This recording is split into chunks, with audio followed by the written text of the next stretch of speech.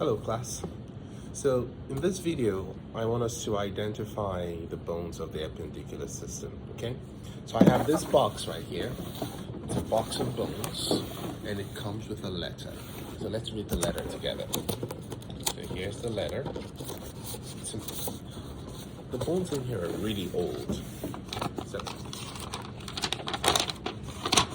it says, Fritz R.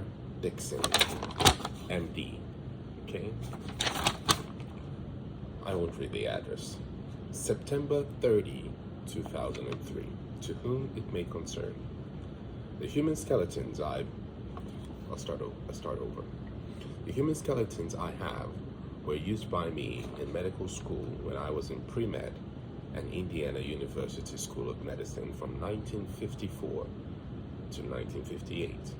They were given to me by C.E. Boyd, M.D., who practiced medicine in southern Indiana for 50 years and was my old family doctor and mentor.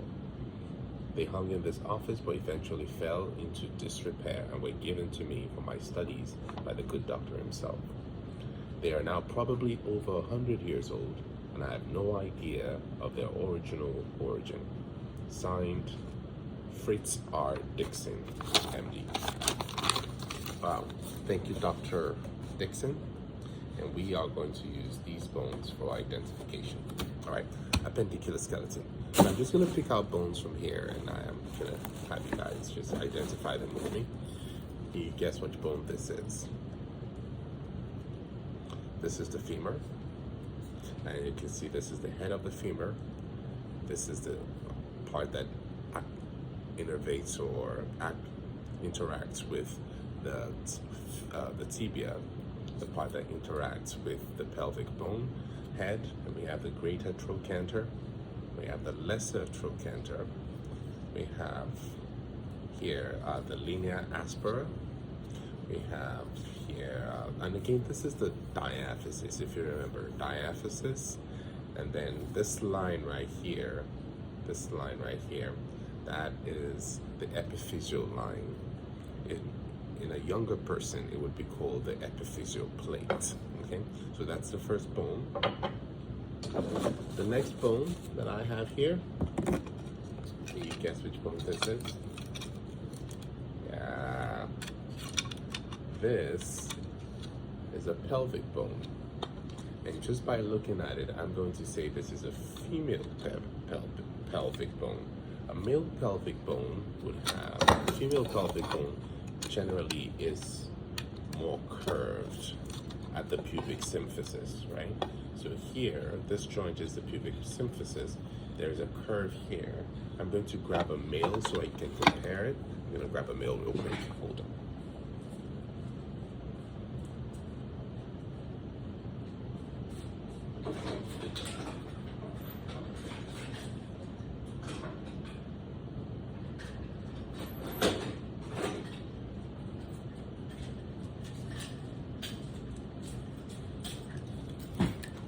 This is a male. You can see that V right there. Can you see the V? Yes, that's a male. And this bone donated by Dr. Dixon is a female. Okay? It's a little bit more curved. It's more curved. Yeah? Can you see that? Awesome. And also in females, this birth canal is a little wider. It's more rounded. It's a little smaller. In males, it's a bit more tilted in and not a big birth canal. Okay. What are the bones of this pelvic here? The wing bone here. This right here, that's the ilium. That's the ilium.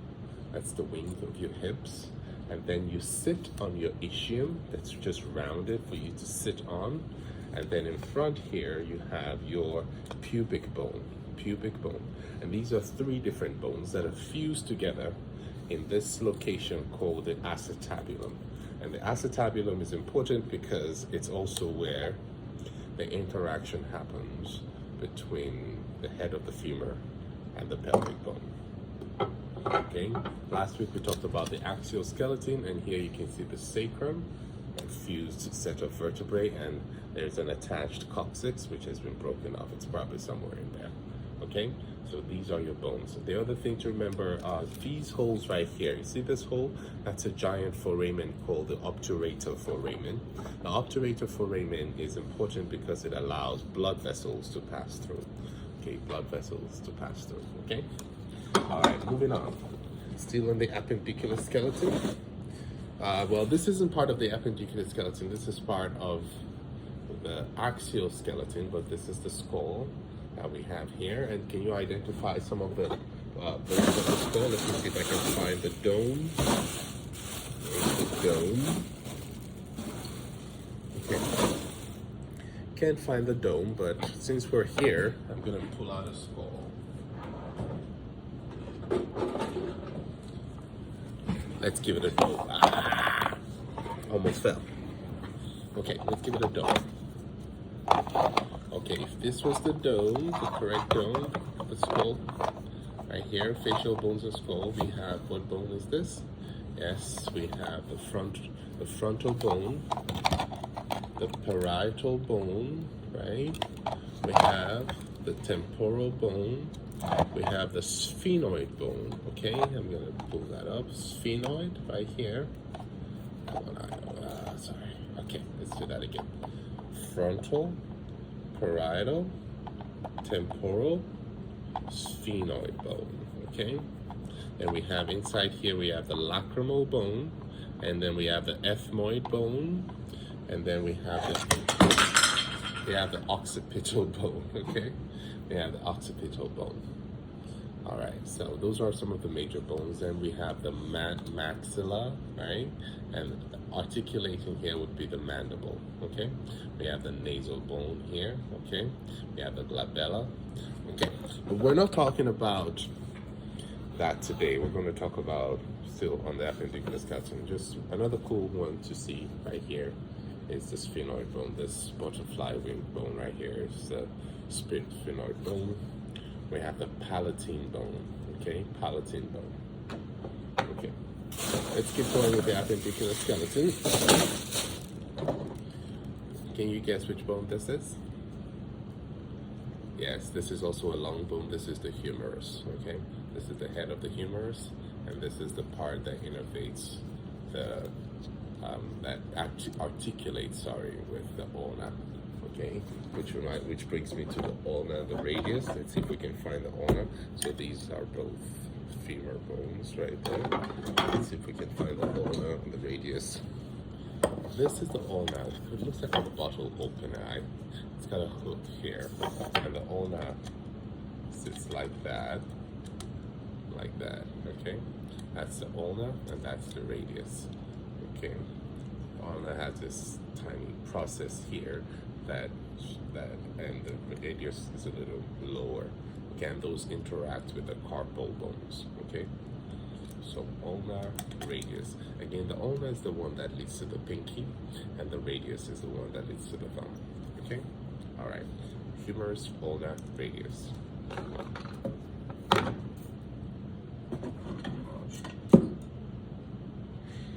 These right here. These are the tibia, the fibula, the tibia.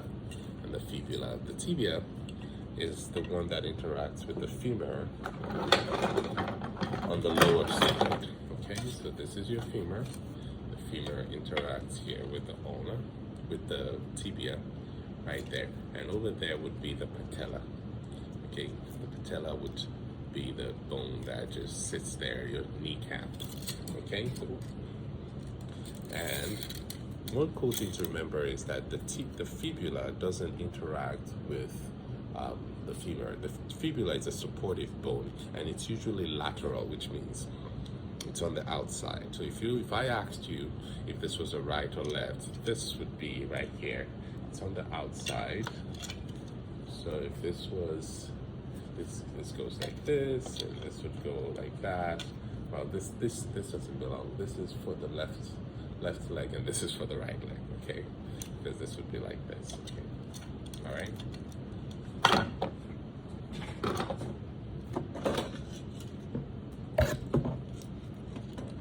All right, this is cool. This right here, is your scapula. It's a little broken down. Like I said, these are old bones, but I like them. That's why I'm using them. This is your scapula. And again, this is your ulna. As you can see, ulna, radius, humerus, and then you have your scapula right here. Okay, and this is kind of cool actually. I'm just gonna turn it like this. That's how it's supposed to be. So if we turn it, this is going to be a left side. Okay, this is the left side. Okay, this is right here is the blade of the scapula. It's a little broken, so but this is a blade of the scapula.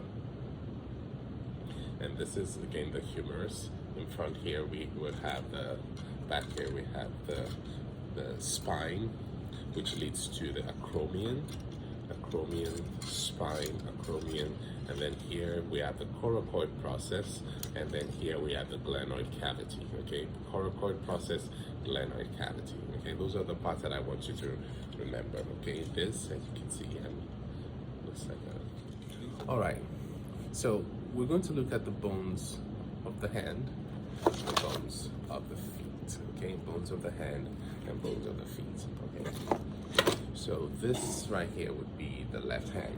Right, so this right here, that's the left hand. Okay, if you can follow me.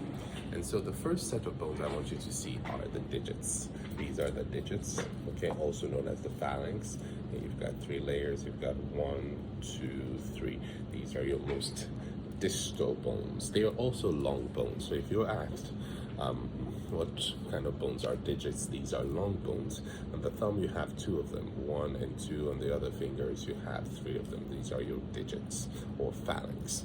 And then here you have your metacarpals. All right, so these are your metacarpals, and then in here you have 8 bones known as your carpals. This one right here is known as the trapezium.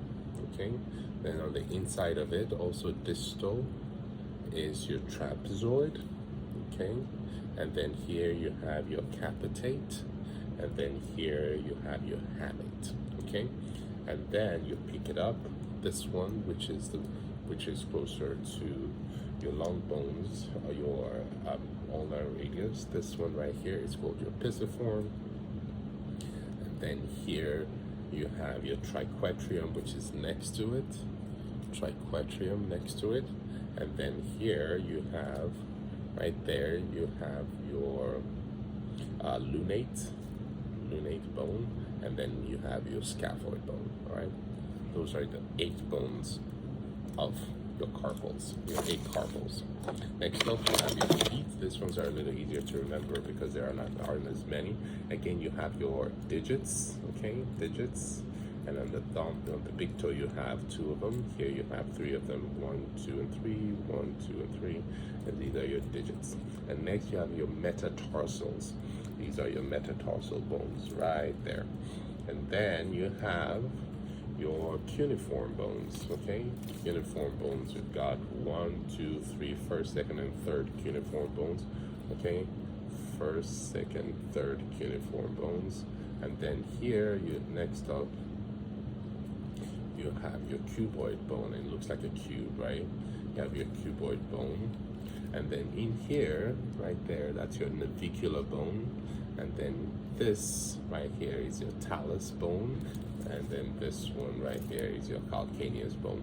Calcaneus is famous for having the most interaction with the Achilles tendon. Okay, it goes like that, right? Those are your bones of your feet. Okay. Last thing I want to talk about is in page 137, exercise 10, different types of joints in your body. And the first type of joints that is in here is the suture joint, and the suture joint is typically found in your skull, and that's how the different bones of the skull are fused together. So you've got right here, you've got your parietal bone, you've got your frontal bone, and then you've got your temporal bone, parietal, temporal, and then you have your sphenoid. All of these individual bones have